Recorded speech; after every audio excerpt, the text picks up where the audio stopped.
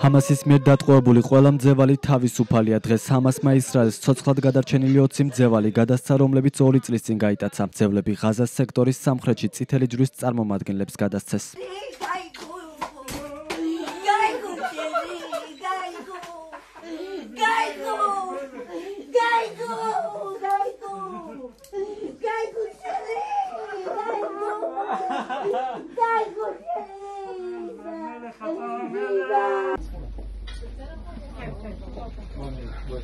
שמע ישראל, אדוני אלוהינו, אדוני אחד. ברוך אתה, אדוני אלוהינו מלך העולם, שהחיינו וקיימנו והגיענו לזמן הזה. მძევლები ორ ნაწილად გაათავისუფლეს, პირველ რიგში 7, შემდეგ კი 13. მძევლების გათავისუფლება ადგილობრივი დროით დილის 8 საათისთვის დასრულდა. ისინი წითელი ჯვრის წარმომადგენლებმა ქალაქ ღაზადან წამოიყვანეს და ისრაელის არმიის სამხედროებს გადასცეს. შემდეგ კი მძევლები სპეცრაზმელებმა ისრაელის რეიმის რაიონში მდებარე სამხედრო ობიექტზე ჩაიყვანეს, სადაც მათ პირველადი სამედიცინო გამოკვლევა ჩაუტარდათ. ამის შემდეგ კი ისინი ოჯახის წევრებს შეხვდნენ.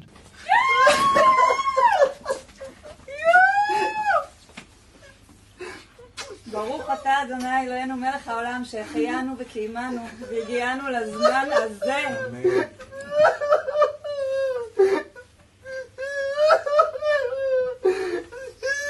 ისრაელის ქალაქების ქუჩებში ათასობით ადამიანი ელოდებოდა მძევლების გათავისუფლებას. ქუჩაში გამოფინეს პლაკატებიც პრეზიდენტ ტრამპისადმი სამადლობელი სიტყვებით.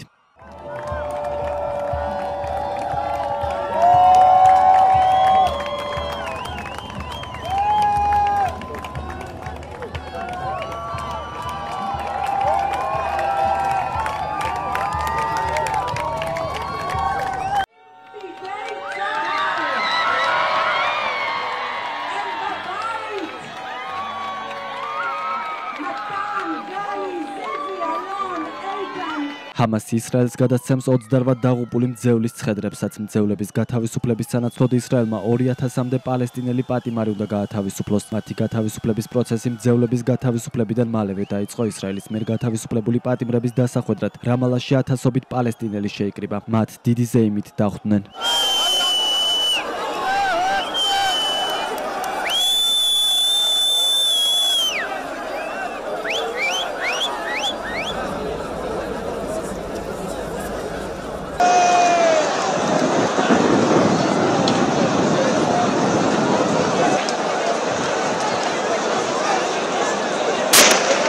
ისრაელმა და ჰამასმა ღაზის სექტორში ომის დასასრულებლად შეერთებული შტატების პრეზიდენტ დონალდ ტრამპის მიერ ინიცირებულ სამშვიდობო გეგმაზე შეთანხმებას გასულ კვირაში ეგვიპტეში მიაღწიეს ამერიკის შეერთებული შტატების, ეგვიპტის, კატარის და თურქეთის შუამავლობით. შეერთებული შტატების პრეზიდენტ დონალდ ტრამპის გეგმა ითვალისწინებს ღაზის სექტორიდან ისრაელის ჯარების ეტაპობრივად გაყვანასაც, ჰამასის განიარაღებას და ღაზის სექტორში გარდამავალი მთავრობის შექმნას საერთაშორისო ხელმძღვანელობით. გეგმა გამორიცხავს ჰამასის მონაწილეობას ღაზის სექტორის მართვაში. რადიკალური ისლამისტური მოძრაობა ჰამასის მიერ კონტროლირებულ ღაზის სექტორში ისრაელის ფართომასშტაბიანი სამხედრო ოპერაცია 2023 წლის ოქტომბერში ისრაელის სამხრეთზე ჰამასის თავდასხმას, 1200-მდე ადამიანის დახოცვას, 250-ზე მეტის მძევლად აყვანას და ისრაელზე მასირებულ სარაკეტო შეტევას მოჰყვა. მოგვიანებით მძევლების ნაწილი გაათავისუფლეს, ნაწილი დაიღუპა. ჰამასის ტყვეობაში დარჩა 50-მდე მძევალი, მათგან 20 ცოცხალი, რომლებიც საკუთარ ოჯახებს დღეს დაუბრუნდნენ.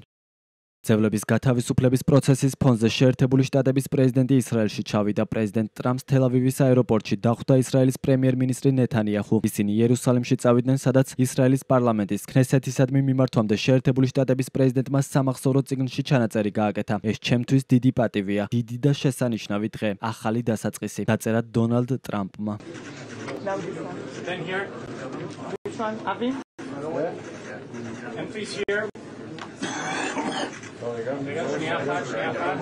Let's try again.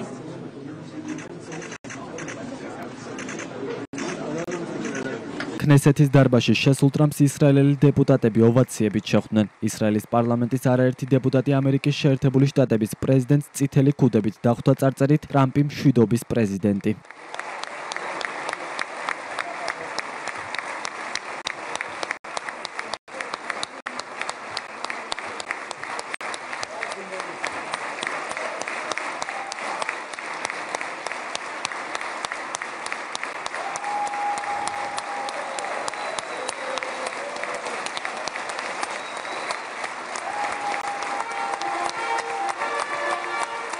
ქნესეთში სიტყვით გამოვიდა ისრაელის პრემიერ-მინისტრი ბენიამინ ნეთანიაჰუს თქმით, დღევანდელი დღე ისრაელის ისტორიაში შევა ისევე როგორც თავად დონალდ ტრამპი. მან მთელი ერის სახელით ტრამპს მადლობა გადაუხადა და უწოდა საუკეთესო მეგობარი, ვინც კი ოდესმე ისრაელის თეთრ სახლში ყოლია. მისი თქმით, ტრამპის სამშვიდობო წინადადება მშვიდობისკენ მიმავალი მნიშვნელოვანი ნაბიჯია. ამ მშვიდობის ერთგული ვარ. თქვენც ამ მშვიდობის ერთგული ხართ და ჩვენ ერთად ამ მშვიდობას მივაღწევთ, თქვა ნეთანიაჰუ. ისრაელის ქნესეთის წინაშე გამოსვლისას დონალდ ტრამპმა განაცხადა, რომ ეს არის არა მხოლოდ ომის, არამედ ტერორის და სიკვდილის ეპოქის დასრულება და რწმენის, იმედის და თანხმობის ეპოქის დასაწყისი ისრაელსა და რეგიონის ქვეყნებისთვის და ახალი ახლო აღმოსავლეთის ისტორიული განთიადი. შეერთებული შტატების პრეზიდენტმა იმედი გამოთქვა, რომ რეგიონში მუდმივი მშვიდობა დამყარდება.